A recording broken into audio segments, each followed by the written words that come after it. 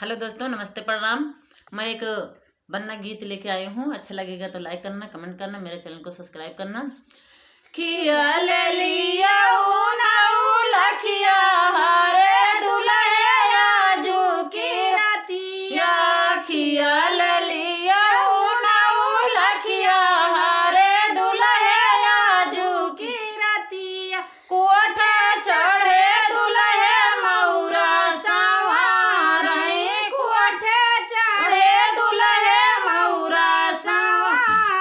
मौरी सांवर सब सखिया हरे दुल्हे आजू की रतिया, मौरी सांवर सब सखिया हरे दुल्हे आजू की रतिया,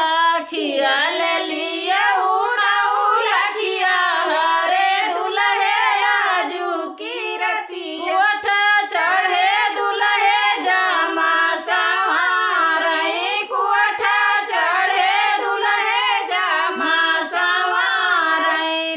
का सांवर सब सखिया हरे दुल्हे आजू की रतिया,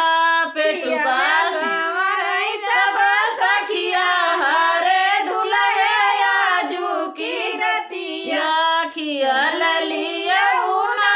लखिया हरे दुल्हे आजू की रतिया, कोठा चढ़े दुल्हे जुंडल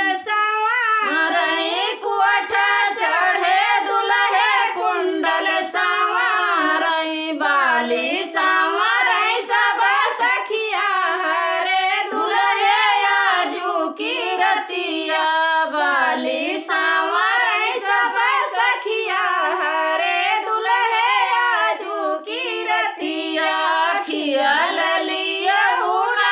लखिया हरे दुल्हे आजू की रतिया, कोठा चढ़े दुल्हे जूता सांवर, कोठे चढ़े दुल्हे जूता सांवर, जूती सांवर सब सखिया हरे दुल्हे आजू की रतिया, खिया